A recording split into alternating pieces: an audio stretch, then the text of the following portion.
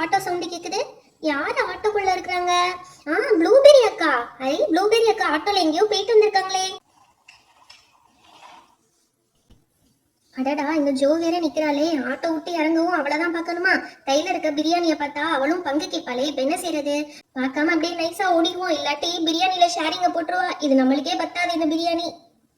அக்கா அக்கா, எங்கக்கா போயிட்டு வரீங்க? அது ஒண்ணும் இல்ல ஜோ பாப்பா, சும்மா பக்கத்துல இந்த கோயிலுக்கு போயிட்டு வரேன். ஓ அப்படியாக்கா, கையில என்ன வச்சிருக்கீங்க? ஒரே வாசனையா இருக்கே. அது ஒண்ணும் இல்ல அது ஒண்ணும் இல்ல ஜோ பாப்பா, எங்க அம்மா மளிகை சாமான் வாங்கிட்டு வர சொன்னாங்க, அதுதான் வாங்கிட்டு போயிட்டு இருக்கேன்.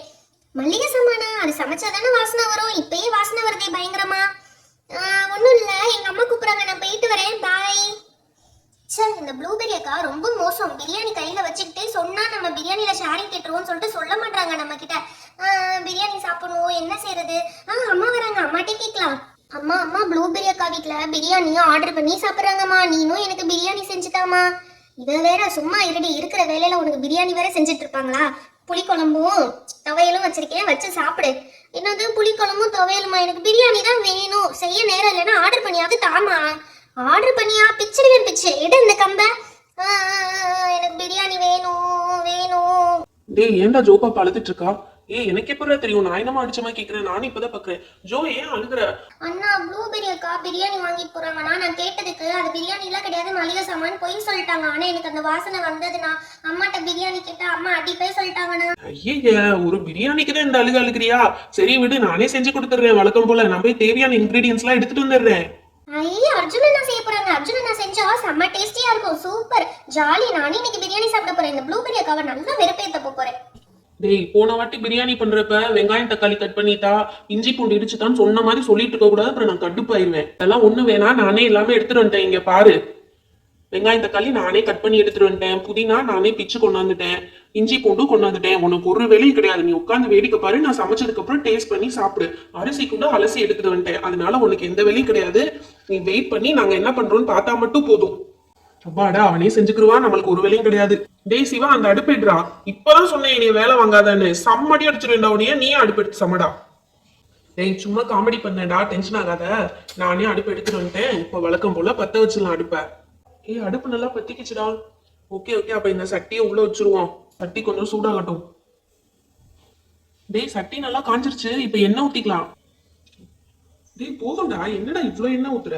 அப்புறம் பிரியாணினா சும்மாவா? பிரியாணி ஒட்டாம வரணும்னா இவ்வளவு எண்ணெய் ஊத்துனாதான் ஒட்டாம வரும்.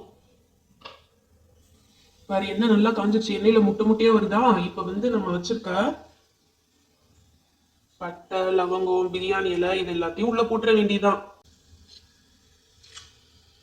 நல்லா புரியுது பாருடா. இப்ப லேசா மிக்ஸ் பண்ணி விட்டோம்னா எல்லாமே நல்லா புரிஞ்சிரும். இப்பயே நல்லா வாசனை வருதுண்ணா. ஜோபாப்பா, அது நம்ம போட்டிருக்க இந்த பட்டை கிராம்போட வாசனை தான். இன்னும் பிரியாணி செய்யவே ஸ்டார்ட் பண்ணல. பாரு, சூப்பரா புரிஞ்சிருச்சு. இந்த ஸ்டேஜ்ல நம்ம என்ன பண்ண போறோம்னா, நம்ம கட் பண்ணி வச்சிருக்க இந்த வெங்காயத்தையும் தக்காளியையும் போட்டுடலாம்.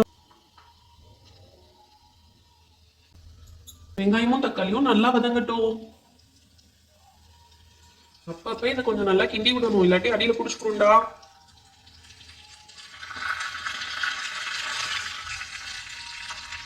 வெங்காயம் தக்காளி நல்லா வதங்கிடுச்சு. இப்ப கொஞ்சமா இஞ்சி பூண்டு பேஸ்ட் போட்டுக்கலாம். நல்லா மிக்ஸ் பண்ணி விடு.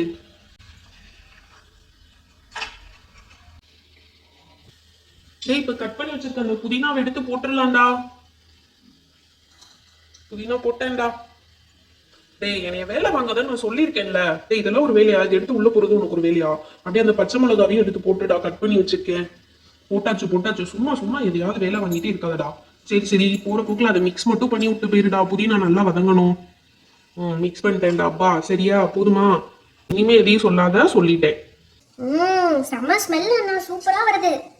ஆமா, புதினா போட்டா ஸ்மெல் வரணுமே. இங்க பாரு, சூப்பரா இருக்கு, பாக்குறதுக்கே டெலிஷியஸா இருக்கு. புதினா நல்லா வதங்கட்டும். அண்ணா, நெக்ஸ்ட் என்னென்ன போடணும்? நெக்ஸ்ட் தயிர் ஜோபாப்பா. இந்த தயிர் போன வாட்டி கீழே சிந்தனால இந்த வாட்டி கீழே சிந்தாம கரெக்டா தயிர் போடணும். தயிர் போட்டோமா இந்த தயிரை எப்படி கிண்டணும் பாரு. அடியில இருந்து அப்படியே ஒட்டாம கிண்டி விடணும். அப்பதான் சாதம் அடி பிடிக்காம வரும் நம்மளுக்கு. பிரியாணிக்கு தேவையான உப்பு போட்டுக்கலாம். உப்பு கொஞ்சம் அளவா போட்டா போதும்.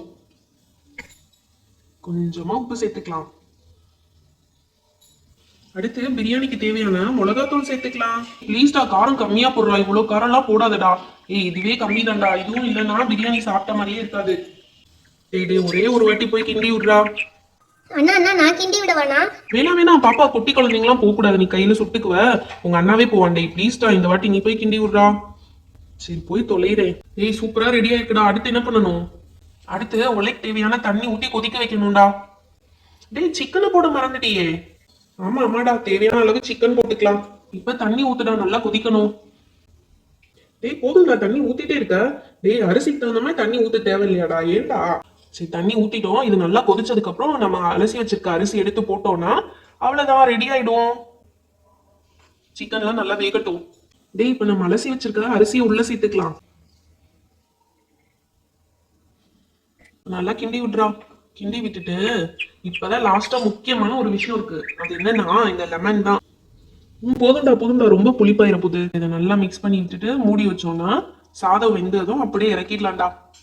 அண்ணா அண்ணா பிரியாணி ரெடி ஆயிடுச்சானா?